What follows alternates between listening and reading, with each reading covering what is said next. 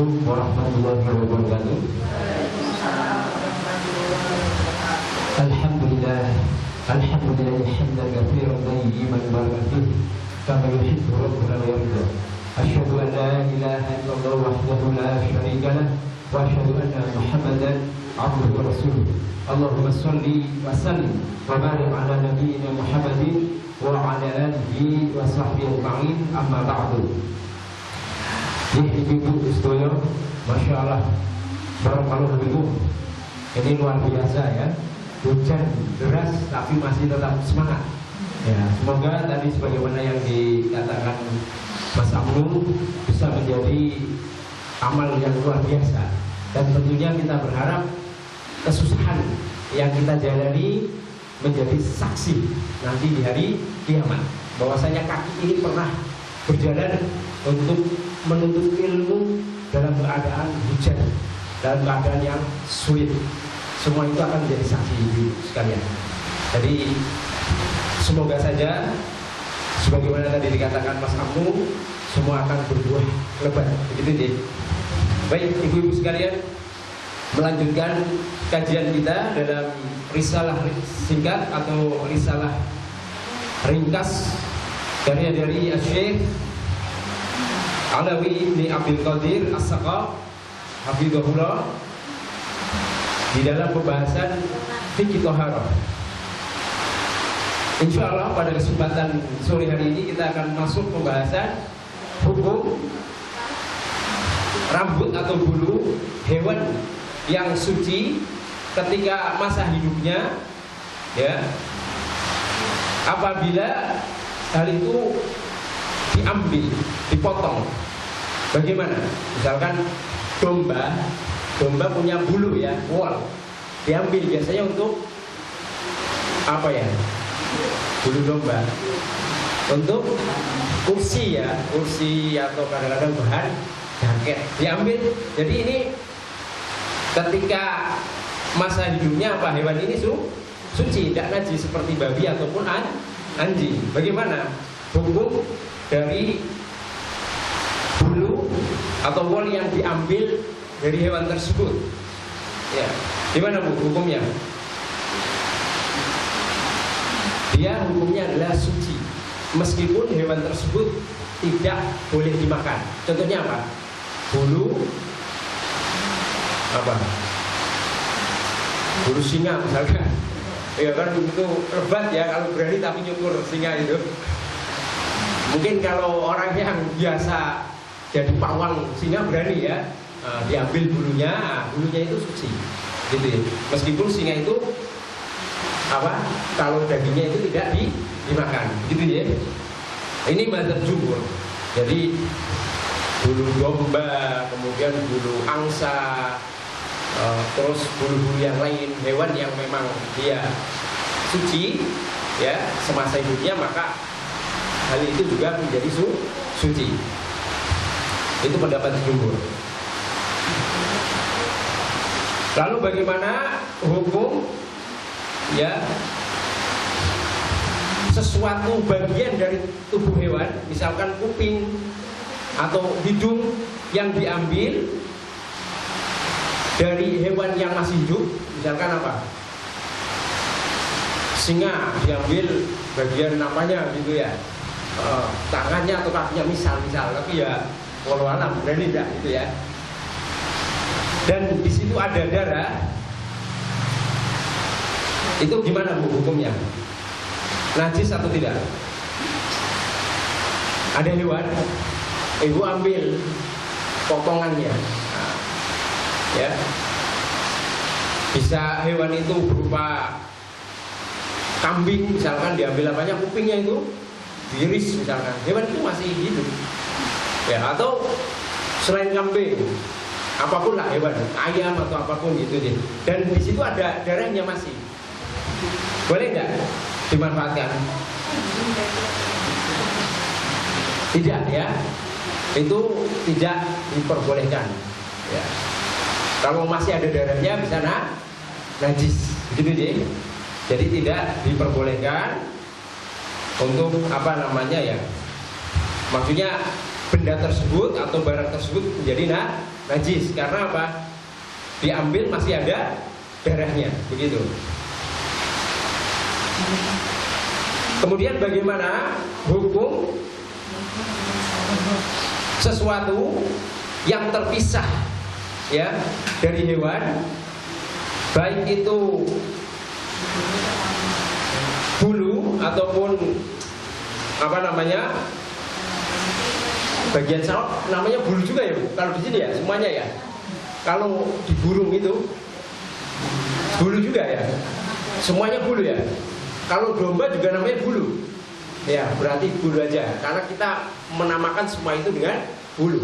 Bagaimana bulu yang terpisah ya dari hewan yang dia dimakan dagingnya dan tidak ada darah padanya seperti bulu-buluan itu ya. Maka di sini hukumnya adalah thahir, suci ya. Dan ini pendapat mayoritas atau maaf ini sudah menjadi ijma, kesepakatan seluruh ulama ya. Jadi kalau bulu itu dari hewan yang dimakan dagingnya, maka bulunya itu suci ya, begitu.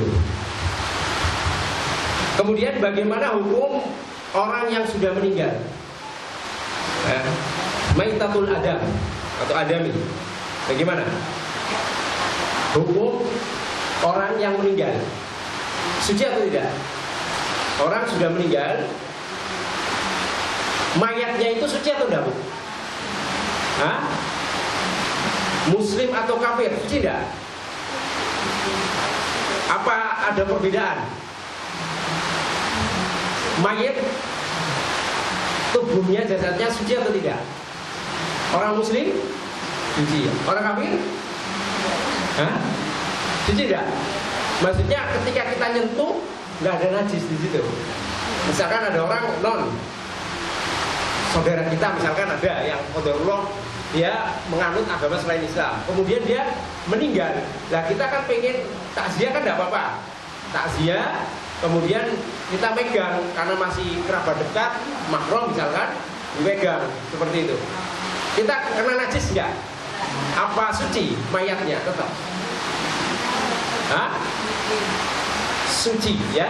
Jadi meskipun mayat itu dari orang yang non, tetap suci. Maksudnya ketika kita menyentuh tidak menjadi apa? Terkena najis seperti itu. Jadi babi ya dari sini. Terlebih orang muslim, begitu ya.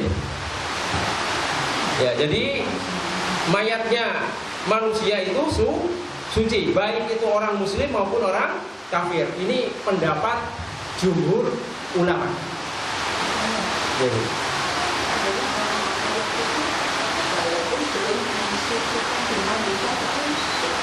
Ya, suci. Ya, jadi ketika menyentuh tidak najis mayat tersebut, begitu ya. Nah, meskipun belum dimandikan. Hanya saja kalau belum dimandikan, misalkan mungkin jangan disolati, nunggu nanti. Ya, setelah dimandikan baru kita boleh mensolati, gitu. Perbedaannya di situ, Bu. Jadi bukan kalau menyentuh tidak masalah, tapi nanti kaitannya kalau belum dimandikan gimana untuk mensolati, maka jangan disolati dulu sebelum dimandikan. Gitu deh. Baik, berikutnya bangkai ikan, gimana hukumnya? Bangkai ikan halal atau thahir, suci atau tidak? Suci ya. Bangkai ikan meskipun sudah bau busuk itu suci. Bahkan kalau ibu bisa makannya gitu, digoreng gitu ya, terus untuk dikonsumsi itu tidak apa-apa. Tapi kadang-kadang manusia kan ya kalau sudah bau gigu ya. Apa ya kalau bahasanya apa, Bu? Hah? Nggak ketahuan ya. Nah, itu beda ya. Artinya bangkai ikan itu suci. Seandainya dikonsumsi pun halal. Iya, nggak haram. Meskipun bangkai, tapi ikan. Tapi kalau bangkainya kambing, sapi, haram ya. Nah, ya, tidak boleh dikonsumsi begitu.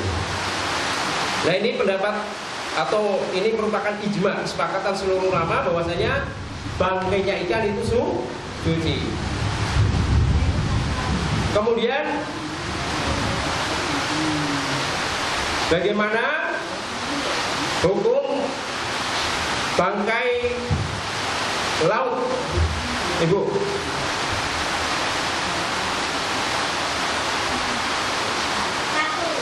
Ikan laut atau selainnya, gimana? Misalkan ada ikan besar sama orang sengaja dibunuh, ya di laut itu. Kemudian bangkainya ditaruh di laut. Gimana hukumnya?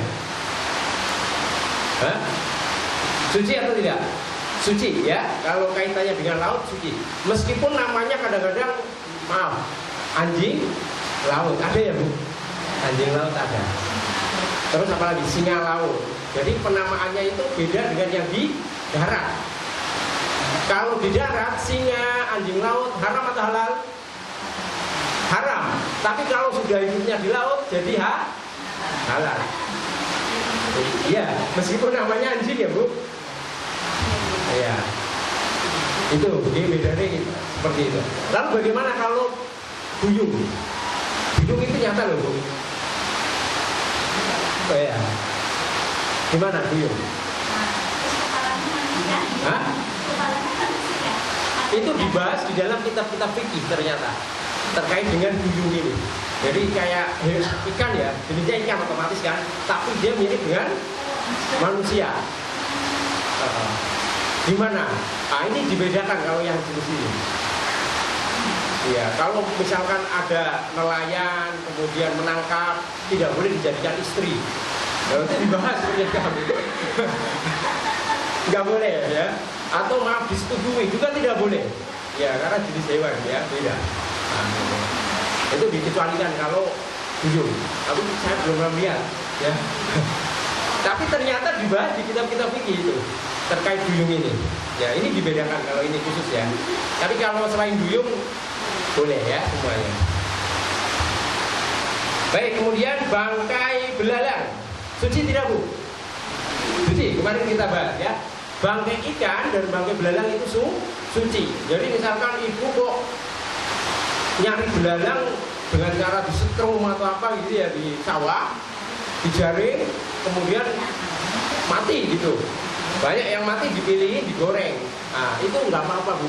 Jadi belalang itu halal dan dia suci juga. Seperti itu. Laron, ya. Kalau dia bukan laronnya semut, ya kalau laronnya semut beda. Karena kan laronnya semut itu bagian dari apa? Bagian yang dilarang dibunuh.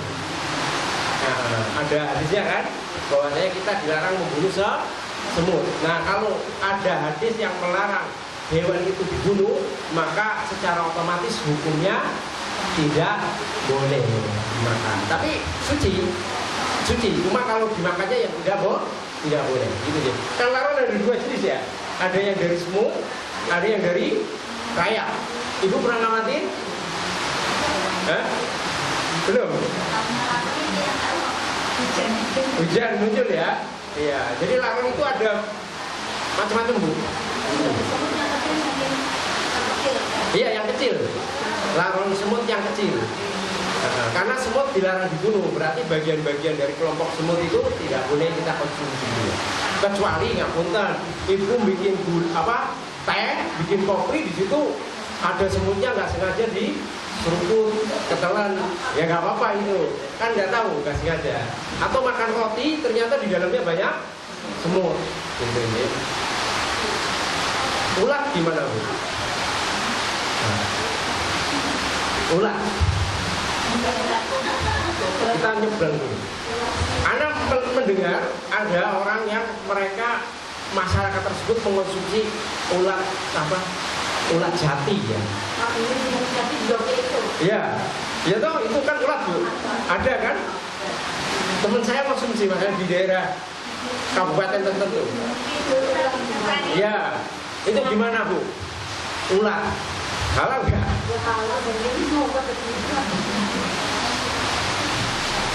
Kaidahnya begini, hewan kalau nggak ada nas di dalam Al-Quran ataupun hadis, itu asalnya halal, ya asalnya halal. Kalau laut nggak disembelih halal, tapi kalau di darat itu harus disembelih, ya. Nah, terus bagaimana kalau yang termasuk jenis ulat-ulatan, gitu? Dia nggak bisa disembelih kan, hewan darat. Nah ini nanti apakah ulat tersebut dikategorikan serangga atau belalang atau tidak?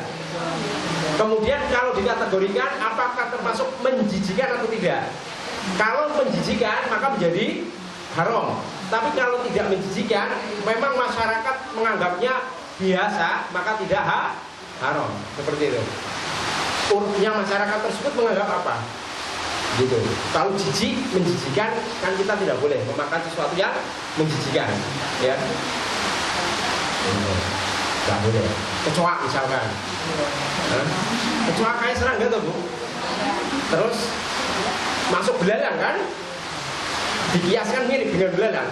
Boleh nggak konsumsi? Kalau masyarakat menganggap jijik, ya karena dia kan sukanya dikotor-kotor, maka haram, tidak boleh. Gitu nih. Iya.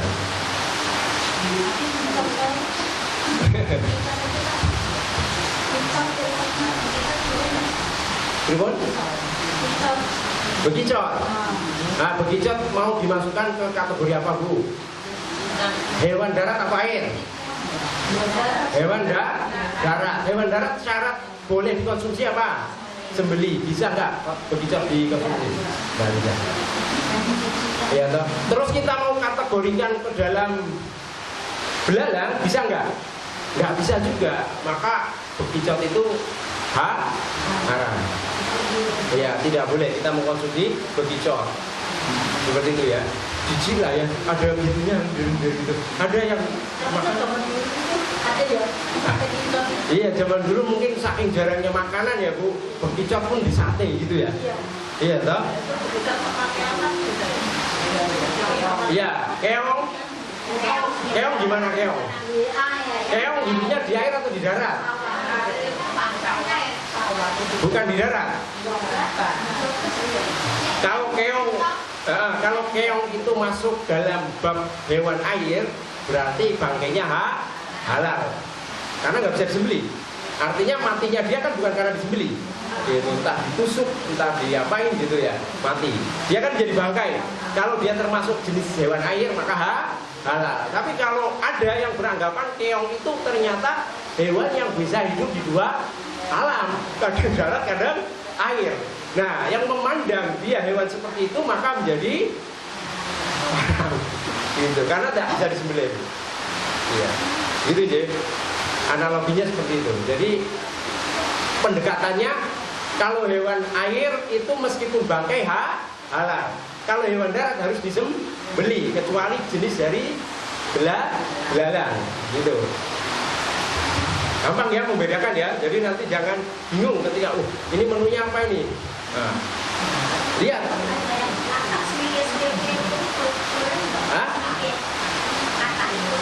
Nah, katak itu haram. Karena katak itu ada hadis Nabi yang melarang membunuh. Nah, pokoknya apapun hewan yang dilarang oleh Nabi untuk membunuhnya apa?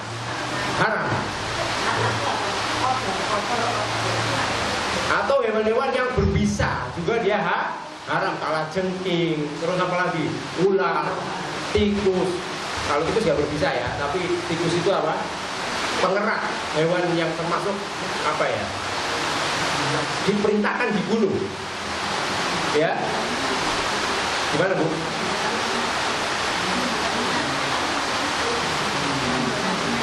Ya, menimbulkan penyakit juga. Gitu ya. Jadi ada kaidah-kaidah dalam halal haramnya hewan, gitu ya. Baik, Bu. Terus bagaimana, Bu, hukum bangkai yang dia tidak ada darah yang mengalir di dalamnya? Hewan ya, atau bangkai hewan yang dia memang hewan tersebut tidak memiliki darah yang mengalir di dalamnya. Ada nggak? Apa Mas? Cicak misalkan. Ya toh cicak kan nggak ada darahnya, Bu. Ibu mau potong-potong semuanya daging ya. Kalau nggak kulit daging, bagaimana hukumnya? bangkainya. Atau lalat. Lalat ada nggak darahnya? Nggak ada. Kalajengking ada nggak darahnya? Nah, gitu. Gimana Bu? Hukumnya suci atau tidak? Hah? Ya, kalau hewan itu tidak ada darah yang mengalir, kemudian dia mati kepencet pintu, ya toh, kalau cicak misalkan. Terus apa lagi? Kalau dia jubab, apa, laler, ibu templok, mati toh. Diambil atau disapu? Hah? Pakai tangan apa disapu? Sapu. Kenapa nggak diambil pakai tangan? Apa najis? Hah? Nggak najis ya. Jadi hewan yang dia tidak ada mengalir darah di dalamnya ketika menjadi bangkai tidak najis, tapi suci. Jadi ibu misalkan habis neplek laler mati, ambil Bu. Nggak najis, suci, dibuang.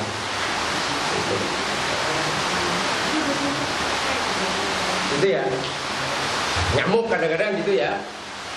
Nyamuk tapi pas menghisap darah kadang-kadang ada ya. Tapi nyamuk sendiri tidak termasuk hewan yang mengalir darahnya ya, sehingga bangkainya pun apa? Suci, gitu ya. Cicak meskipun bau ya kalau dari bangkai ya. Ya udah Bu, cicak bau nggak? Bau banget. Itu kalau ibu nggak jijik, maaf, dipegang tangan pun tidak najis, tetap suci. Begitu ya. Tapi kalau jijik beda lagi. Pokoknya harus dibedakan ini. Kalau jijik ya beda. Gitu. Intinya asalnya suci. Begitu deh. Ini pendapat jumhur ulama. Ya, jadi mayoritas ulama berpendapat apa sucinya bangkai hewan yang tidak memiliki darah. Begitu deh. Kemudian kita akan masuk pembahasan homer. Homer apa Bu? Minuman keras ya, sesuatu yang memabukkan gitu. Makanan, minuman itu yang termasuk kategori ini.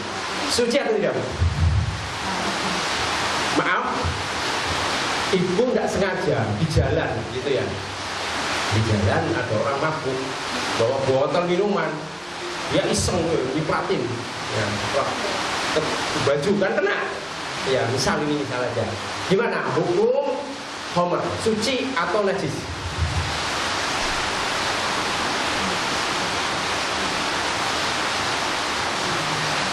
Gimana Bu?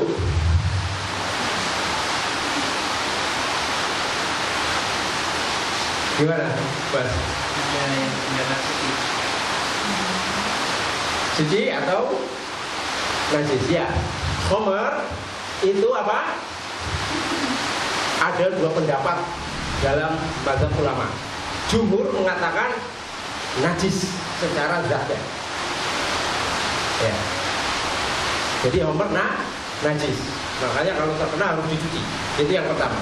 Anggur difermentasi kan memabukkan Bu. Kemudian dia kena baju kita, maka najis. Ya karena termasuk homer. Gitu. Atau minuman keras apapun itu. Najis. Pendapat kedua menurut Dawud Ad-Dhahiri, mazhab Dhahiri tidak najis. Begitu. Selama ini nganggap najis atau tidak Bu? Tadi benar kata Mas Amu ya, ada yang berpendapat suci. Nah ini mazhabnya Dhahiri, Mas.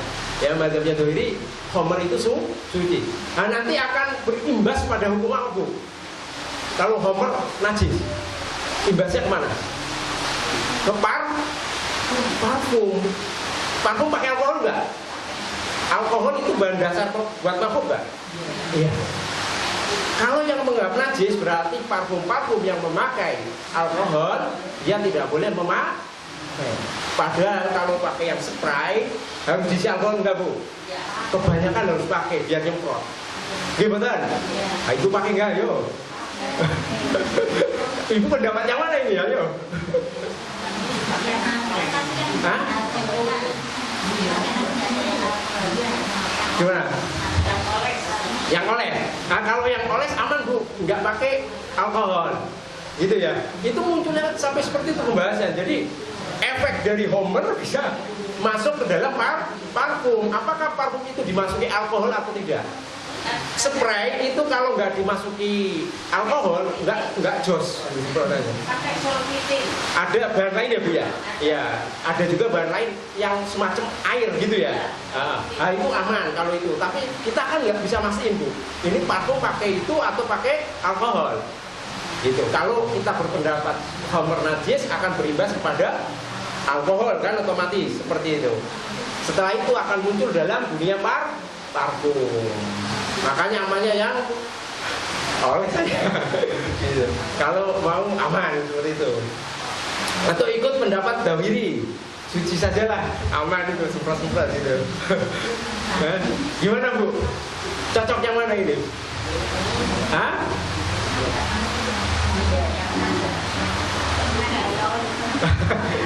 Kayaknya menenangkan yang najis. Hah? Yang suci? Biar bisa pakai parfum semprot? Enggak ya?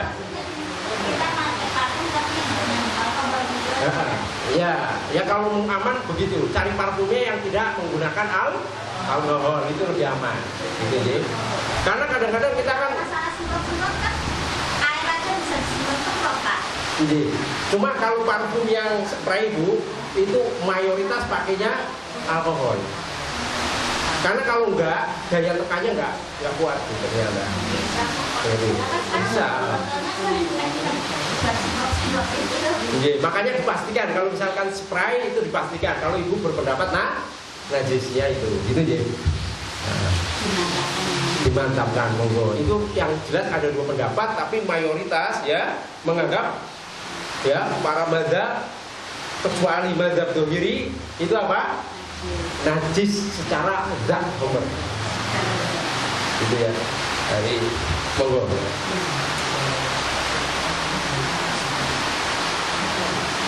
Ini juga tidak hanya madzhab Dhohiri Bu yang menganggap suci, ada Rabi'ah Ar-Ra'i, Al-Laits, Al-Muzani. Al-Muzani itu madzhab Syafi'i. Ulamanya madzhab Syafi'i juga itu menganggap sucinya. Terus Asy-Syaukani, Syekh Albani, Syekh Utsaimin juga menganggap suci. Dan kebetulan saya mengikuti madzhab yang suci. Sehingga kadang-kadang saya pakai parfum yang mengandung alkohol. Iya. Tapi ibu jangan mengikuti pendapat saya ya. Nah, maksudnya kalau memang menganggap najis ya sudah gitu.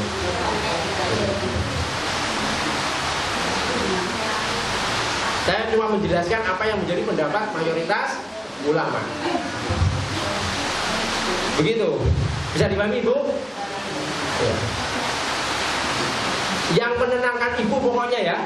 Nah, ini ada dua pendapat. Yang menenangkan ibu yang mana? Masing-masing punya dalil kuat, argumen, gitu deh. Seperti itu. Karena kalau menganggap najis, saya minta dalilnya. Ada enggak? Haram, betul. Sesuatu yang haram kan belum tentu najis. Gimana? Ya jawab. Cocok kan? Iya. Sesuatu yang haram belum tentu najis. Gitu. Kaidahnya begitu. Ibu megang kucing. Hah? Najis atau suci? Suci ya, kucing ya. Nek wau iya, najis ya. Tapi kucing halal atau haram? Haram, ya tidak boleh. Nah, itu maksudnya seperti itu pendekatannya, artinya sesuatu yang haram belum tentu najis. Gitu. Iya, homer sepakat semuanya haram. Tapi apakah dia kemudian gara-gara haramnya kemudian menjadi najis? Soalnya juga akan berimbas banyak hal nanti ya, yang seperti itu. Efeknya banyak. Baik, lanjut ya Bu. Bab metode mensucikan najis. Nah ini. Yang pertama adalah membersihkan najis dengan air. Apa hukum membersihkan najis dari air? Apakah dipersyaratkan najis itu harus dibersihkan dengan air? Menjadi syarat gak? Najis ya harus dengan air cara mensucikannya. Menjadi syarat gak? Tidak, ibunya mengatakan tidak. Jadi Berarti bisa pakai apa Bu? Kalau nggak harus pakai air? Hah? Pakai debu? Pakai tanah? Nah, di sini pendapatnya gimana? Gimana? Itu pernah mendengar, wah ini kena najis, saya harus pakai air nih bersihkannya. Tapi di sini kayaknya pasti pakai air, tahu? Pernah pakai yang lain? Belum. Apakah menjadi syarat tuh? Karena ibu-ibu pakainya air kok kalau mau mensucikan najis, apakah menjadi syarat? Gimana? Iya, jadi tidak menjadi syarat. Itu pendapat sebagian ulama. Intinya apa? Apakah menjadi syarat di dalam membersihkan najis dengan air? Ini dua pendapat. Yang pertama adalah mempersyaratkan dengan air ketika membersihkan najis. Ini pendapat mayoritas ulama. Nah, mungkin selama ini kita mengikuti pendapat mayoritas ulama, harus dengan air. Nggak marem, ya udah mas. Coba membersihkan najis itu kalau nggak pakai air itu juga nggak marem, gimana? Ya.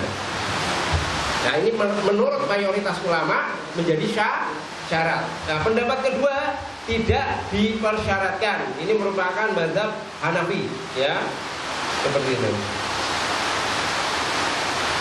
Bisa dengan yang lain. Misalkan tadi dengan apa? Tanah, ya ada tipis, diuruk-uruk gitu ya, sampai zatnya hilang. Misalkan seperti itu. Baik Ibu, sekarang bagaimana cara menghilangkan najis yang ada di dalam air, Bu? Karena air tersebut itu sudah tercampuri dengan najis. Ya. Gimana?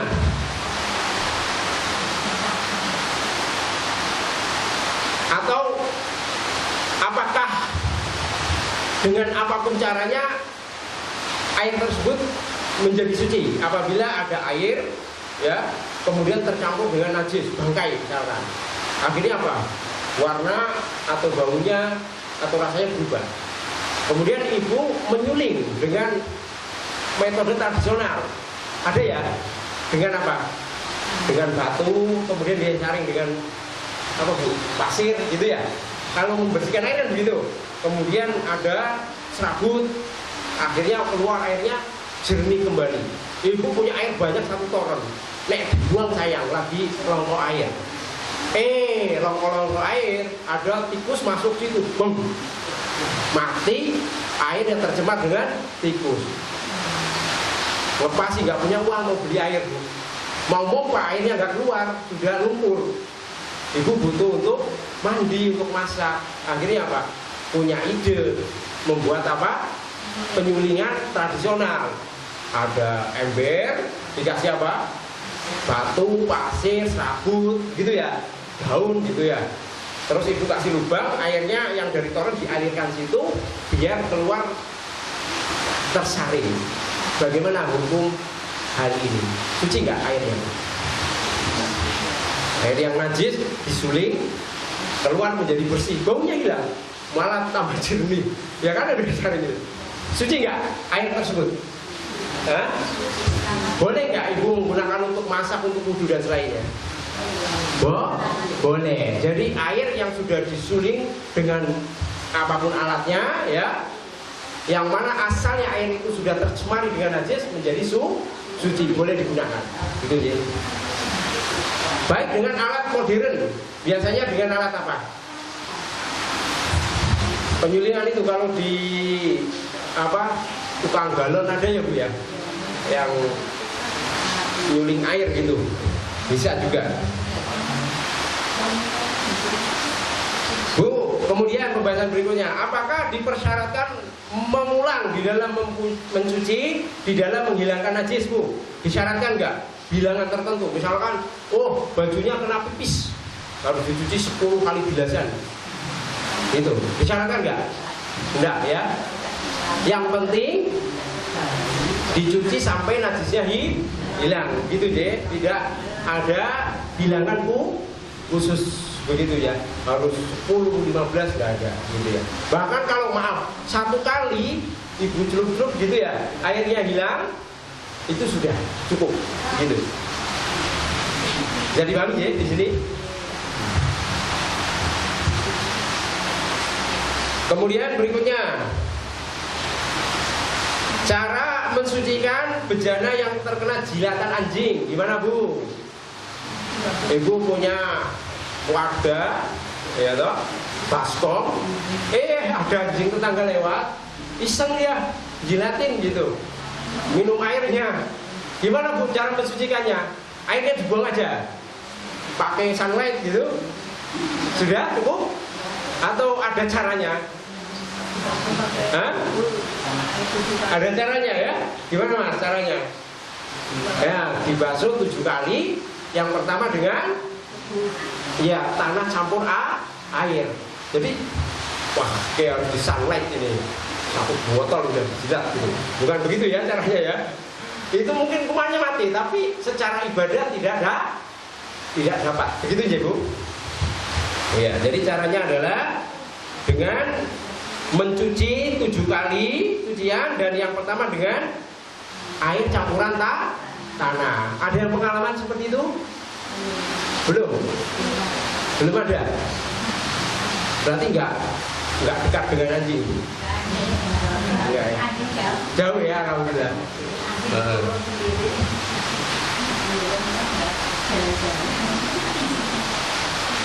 Bu, kemudian apakah bekas dari najis dimaafkan Bu? Misal ada kotoran, ibu serok, ada bekas ya? Bekas di situ, masih disuruh bau. Perlu nggak dibersihkan lagi atau apa Pak? Perlu nggak? Dimaafkan tidak? Dimaafkan nggak Bu? Hah? Maaf, kalau kotoran awet nggak Bu? Awet ya. Ibu pel biasanya masih bau. Apalagi kalau nggak pakai super pel, promosi ini yang lain lah. Misalkan minyak pel yang lain ya, nggak harus super pel, bisa Wipo. Kalau nggak pakai seperti itu umumnya masih meninggalkan bau. Gimana? Iya. Kalau hanya tersisa bau, ya, kalau ibu kesulitan untuk menghilangkan baunya itu dimaafkan. Tapi kalau tersisanya bau, tapi kalau ada masih bekas-bekasnya, maaf kuning-kuning gitu ya, harus dibersihkan lagi. Ya, tapi kalau hanya bekasnya bau, kalau ibu sulit, lemah untuk membersihkan baunya nggak hilang-hilang, maka dimaafkan. Gitu ya. Jadi pahami sampai sini? Iya. Ya maaf kadang-kadang sebagian ngapunten. Kalau kita punya anak bayi gitu ya, kemudian mawiin kan, kalau nggak pakai sabun bisa nggak Bu? Baunya di tangan, bau kotoran nggak? Hah? Kalau nggak pakai sabun, bau. Ibu nggak pakai sabun dicuci lama berkali-kali masih bau biasanya. Nah itu dimaafkan Bu. Kalau memang sulit untuk menghilangkan bau itu. Tapi kalau memang ada sabun, hilang jadi wangi ya udah. Intinya apa? Intinya kalau sulit dihilangkan, ibu sudah berusaha, ya maka dimaafkan bekas najis tersebut. Gitu nih. Sama kalau orang lagi perjalanan, kadang-kadang kan ngapunten, kebelet ya, kadang-kadang sebagian. Kamar mandinya nggak menyediakan sabun, ya toh harus cebok kan. Nah cebok itu kadang-kadang maaf pasti meninggalkan bekas, gimana? Ya. Nah itu kalau membekas di tangan hanya bau, ibu nggak bisa ngilangin, itu sudah dimaafkan, hilang ya. Seperti itu. Tapi kalau masih nempel ya harus dihilangkan, gitu. Prinsipnya begini. Kalau masih bau itu misal kita bersolat di situ, duduk itu berarti bisa, karena kesulitan kan, nggak ada sabun. Iya, kan tadi dimaafkan kalau cuma bau, begitu ya. Tapi kalau masih zat, ya itu nggak sah sholatnya. Nah, ada nempel, sederet, misalkan fret gitu. Waduh masih ada nekat sholat ya, nggak sah sholatnya. Jadi ya, harus meninggalkan cuma bau. Nah, kalau zatnya harus hilang semuanya. Bedanya bisa dipahami Bu. Termasuk di lantai Bu. Ada tai cecek gitu ya. Banyak gitu di situ masih basah-basah gitu. Ibu bersihkan. Kalau masih jeleret-jeleret hitam, hilangkan sampai bersih. Kalau nanti masih bau, sulit dihilangkan maka dimaafkan. Tapi ya insya Allah kalau pakai Wipol hilang ya Bu. Bukan promol Bu. Sama Superpen juga. Soklin lantai juga. Ya, yang wangi-wangi gitu ya. Merubah lah baunya. Begitu ya Bu. Ini pendapat apa namanya? Kesepakatan para mazhab malah. Terus bagaimana Bu? Najis yang dia itu ringan, misalkan cuma segede ini, dimaafkan tidak? Dimaafkan tidak? Ada najis kecil, segede kotoran apa ya? Kambing, serintil kambing gitu. Ada kotoran segitu, dimaafkan nggak kira-kira? Kalau ada, termasuk najis kalau kita kena dimaafkan nggak? Kalau segede itu, ya. Ini ada dobit, ada standar, ya standar najis yang dimaafkan itu seperti apa? Ya. Ini standarnya adalah urf masyarakat. Susah ya. Kadang-kadang masyarakat itu menganggap najis itu dimaafkan itu seperti apa? Misalkan uruf masyarakat ibu di sini kalau najisnya sebesar kotoran cicak itu dimaafkan, maka itu berlaku hukum dimaafkan najis yang ringan tersebut. Gitu, gitu. Jadi melihat uruf masyarakat di sini seperti apa? Iya, masyarakat sudah sepakat semua urufnya kalau segitu itu udah dimaafkan, maka itu menjadi hukum. Begitu guys, secara umum. Jadi gampang ya syariat Islam ya. Gitu. Jadi nggak ada patokan khusus kalau yang dimaafkan itu. Tapi kalau memang segede tai cecek tidak termasuk, ya tetap najis. Gitu. Tergantung uruf masyarakatnya memandangnya seperti apa. Gitu ya. Kemudian kalau ada ini, ada nggak pendapat yang lain? Pendapat Hanafiyah kalau tidak salah, kemarin saya membaca beberapa hari yang lalu pendapat Hanafiyah ya benar, itu dia menghitung sebesar koin dirham ya, segini ya kalau nggak salah ya, sekoin lah. Saya juga belum pernah melihat koin dirham seberapa gedenya. Kalau masih sekoin itu menurut mazhab Hanafiyah itu dimaafkan. Kalau ada najis sebesar itu, artinya berarti yang lebih kecil dari itu termasuk dimaafkan. Sebesar tai cecek misalnya, atau tai kambing yang satu intil tapi ya jangan yang setaplok itu, misalkan itu satu intil gitu, itu termasuk dimaafkan menurut pendapat tersebut. Tapi di sini Syekh mengatakan sesuai urf saja masyarakat memandangnya apa. Kalau di sini ada urf nggak? Masyarakat kita ada nggak? Seberapa sih gedenya najis itu dimaafkan? Kayaknya enggak ya Bu. Ya, kalau ada urf maka itu ya. Atau minimal separuh kelompok manusia itu menganggap itu dimaafkan. Ya, kalau kotoran cicak sebesar itu dimaafkan, maka berlaku hukum dimaafkannya benda tersebut. Gitu jadi sebagai najis. Jadi pahami sampai sini? Gimana? Bingung nggak? Tergantung kesepakatan ya.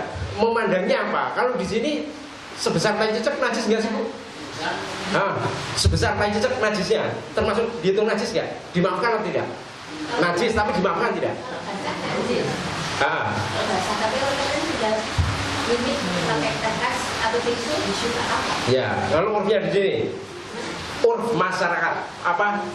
Adat kebiasaan. Urf itu adat kebiasaan. Ya, adat kebiasaan masyarakat seperti apa melihatnya. Kalau memang dimaafkan ya apa namanya? Nggak apa-apa berarti gitu. Ukuran segitu. Baik, berikutnya Ibu. Istihalah. Kemarin ada ya. Istihalah sudah ya kemarin ya Bu ya. Istihala adalah perubahan sesuatu dari tabiatnya dan sifatnya. Ya. Kemudian secara istilah adalah merubah zat yang najis, yang mana dia itu berubahnya secara alami ataupun dengan alat. Ya, itu istihalah. Jadi metode di dalam mensucikan sesuatu yang najis, ya, baik dia secara alami maupun dengan alat. Kita bahasanya itu sekarang.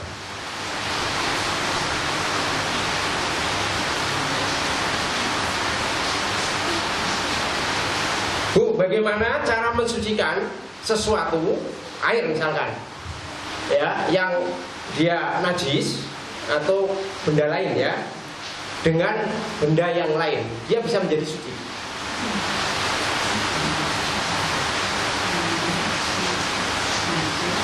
Iya, contohnya apa misalkan? Apa mas? Misalkan ada benda kena lumuran najis, iya toh? Hah? Kalau anjing kan ada caranya toh bu. Misalkan ada benda kena tumpahan najis, kencing atau apa gitu ya. Kemudian ibu pengen, oh ini zatnya maaf, ada benda yang dia termasuk benda najis, kemudian bisa disucikan dengan benda lain, ya.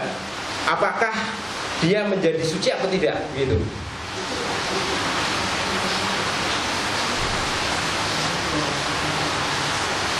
Ini menurut mazhab Hanafiyah Malikiyah, ya, dia suci, ya. Misalkan ada benda yang asalnya najis, kemudian bisa diubah najisnya itu dengan sesuatu alat, ya. Kemudian akhirnya hilang zat najisnya sehingga menjadi apa? Halal, gitu ya. Ini pendapat Hanafiyah itu dan Malikiyah itu mengatakan sucinya.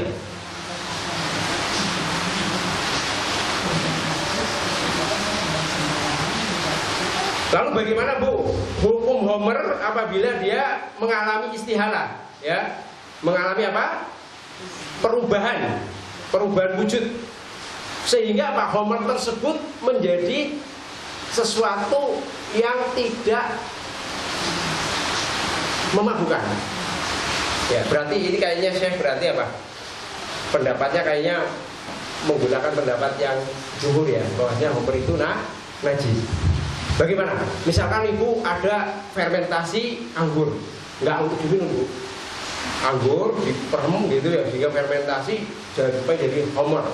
Kemudian ternyata setelah mengalami proses secara alami atau secara dengan alat itu jadi air biasa. Gimana bu? Apakah homer tersebut, ya, suci atau tidak? Jadi yang tadinya fermentasi anggur banyak toh, misalkan punya segentong, kemudian ibu mau ubah biar menjadi cairan biasa sehingga tidak memabukkan, atau dia memang secara alami dengan lama prosesnya kok akhirnya hilang apa zat yang memabukkan itu sehingga menjadi air biasa. Apakah suci atau tidak? Ini bagi yang tadi mengatakan najis, ya, Homer itu. Gimana? Misalkan ibu mengatakan Homer itu najis. Ibu punya satu gentong fermentasi anggur yang dia sudah menjadi Homer. Nah, kemudian dia berjalannya waktu kok menjadi air biasa, mengalami istihalah, gitu ya. Atau dengan alat disaring jadi keluar air biasa. Air biasa itu suci atau tidak? Suci, bagus. Airnya suci. Gitu jadi. Jadi istihalah itu akan merubah zat yang tadinya haram, zat yang tadinya najis, ya, dengan proses alami atau proses alat maka menjadi suci. Kalau memang sudah hilang sifat-sifat itunya, ya, sifat-sifat kenajisannya.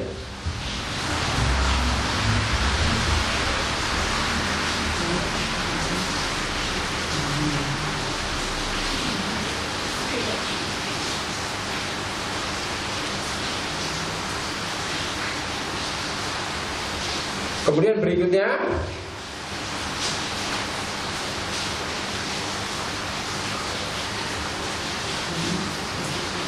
adalah pembahasan baru ya Bu. Kayaknya ini perlu kita bahas yang baru. Sudah cukuplah ini untuk yang bab apa? Najis ya. Sekarang kita akan masuk pembahasan baru yaitu bab kelima. Masih ada waktu? 10 menit ya. Ini kecepatan ya Mas? Iya, 5 menit ya. Jadi 5 menit ya Bu.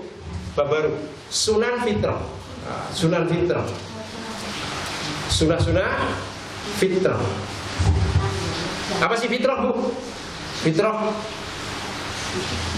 Fitrah apa? Hah? Kembali suci. Fitrah. Ya. Fitrah apa? Apa Mas kira-kira?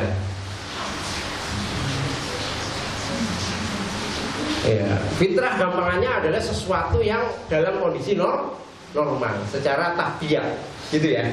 Fitrah gitu ya. Fitrahnya orang tersebut begini-begini. Artinya apa? Dasar dari orang tersebut karakternya begitu. Wah, sudah fitrahnya itu seperti itu. Ya tahu Bu? Fitrahnya apa namanya? Fitrahnya kucing kalau habis melahirkan dipindah. Gimana? Kucing fitrahnya begitu nggak? Iya enggak? Kucing fitrahnya kalau habis melahirkan pindah nggak? Apa tetap di situ? Pindah-pindah. Konon 7 kali, bener gak sih Bu? Nggak tahu ya, nggak pernah ngitung ya. Cuma namanya saudara. Ya, itu namanya fitrah. Jadi fitrahnya kucing adalah kalau dia habis melahirkan, kemudian menyusui anaknya, selang beberapa hari dipindah. Ya, itu namanya fitrahnya kucing seperti itu. Tabiatnya kucing seperti itu. Jadi karakter dasarnya kucing seperti itu. Itu namanya fitrah. Ya, kembali normal atau sesuatu yang menjadi apa? Watak. Ya. Atau perangrai karakteristik yang terus melekat dalam diri seseorang. Itu namanya fitrah. Fitrahnya manusia apa Bu? Oh Mas, kira-kira fitrahnya manusia banyak ya. Fitrahnya manusia kan banyak. Fitrahnya manusia suka bersih atau suka kotor? Bersih. Itu namanya fitrah. Ya. Bisa dipahami di sini? Fitrahnya perempuan itu kalau mendengar sesuatu yang sedih itu menangis. Ya enggak? Iya, itu fitrahnya. Laki-laki enggak, Bu? Fitrahnya laki-laki kalau dia sedih itu enggak mesti nangis. Laki-laki tertentu. Nah, berarti fitrahnya laki-laki tidak demikian, gitu ya. Fitrahnya laki-laki itu tumbuh kumis atau jenggot, gitu ya. Itu fitrah. Perempuan ada fitrah seperti itu? Tidak, gitu ya. Jadi watak bawaan, gitu ya. Atau karakteristik bawaan itu namanya fitrah. Bisa dipahami sampai sini?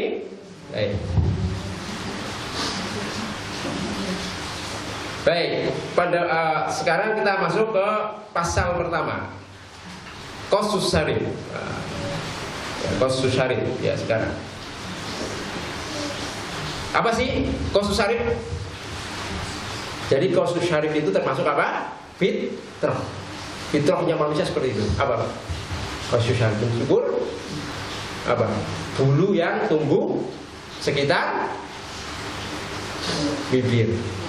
Apa? Kumis. Itu fitrah. Makanya kalau kita sebagai ini perempuan enggak ya. Ini kita bahas enggak apa-apa ya. Kan ibu punya suami, punya anak yang mungkin kumisnya tumbuh, ya enggak? Fitrahnya dipiara atau dicukur, Bu? Kalau sunnahnya itu dicukur kumis. Jadi kalau dipiara malah justru tidak mengikuti sunan fitrah. Artinya tidak mengikuti apa? Petunjuk Nabi Shallallahu Alaihi Wasallam. Karena petunjuk Nabi termasuk sunnah fitrah itu mencukur kumis. Gitu jadi. Dosa enggak kalau tetap dipiara? Karena kalau pakai kumis jadi gagah, ganteng gitu. Ibu-ibu mungkin lihat suaminya lebih bergas gitu ya kalau punya kumis gitu. Gimana? Kalau tetap piara ya enggak apa-apa, Bu. Artinya kalau mau dapat pahala lebih dicukur begitu ya. Jadi habis sampai sini ya. Iya, jadi kalau masalah seperti itu kalau dipiara pun tidak masalah gitu ya. Bab lain. Tapi kalau mau mendapat nilai pahala di situ dicukur. Nah, itu yang pertama. Jadi disunahkan untuk menyukur apa? Kumis. Ini menurut kesepakatan para ulama mazhab. yang 4, mazhab Hanafi, Maliki, Syafi'i dan juga Hambali. Ya. Lalu bagaimana ya untuk tata cara mencukur kumis, Bu? Gimana, Bu?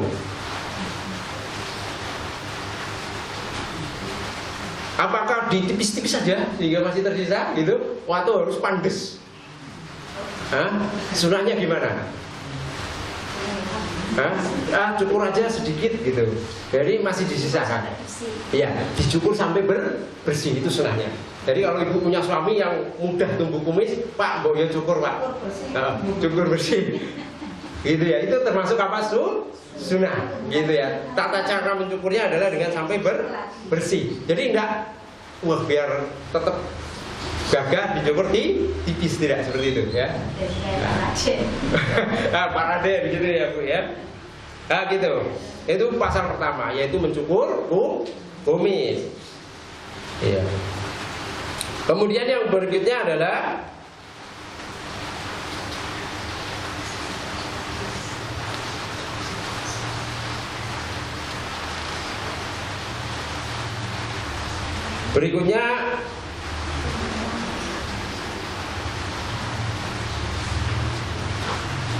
jenggot, Bu, masalah jenggot.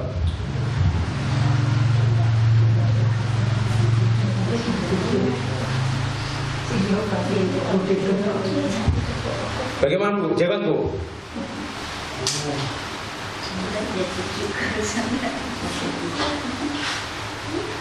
Tapi maaf, Bu, ini saya akan membacakan yang pendapat di sini dulu terkait dengan mencukur kumis ya. Jadi di sini yang dijelaskan di sini adalah seorang muslim itu memilih, Bu, apa di dalam mencukur kumis itu bagian ujung-ujung, berarti di model apa, tipis gitu ya. Atau juga di sini ada yang membiarkan.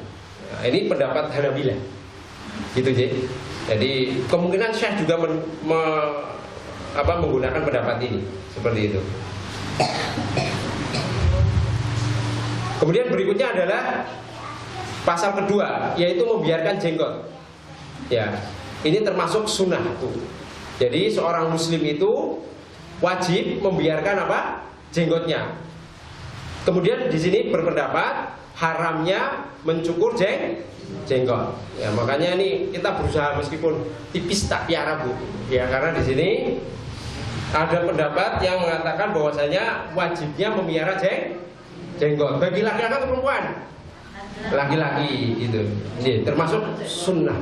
Jadi jenggot itu termasuk sunnah. Tapi makanya kadang-kadang sebagian orang kadang-kadang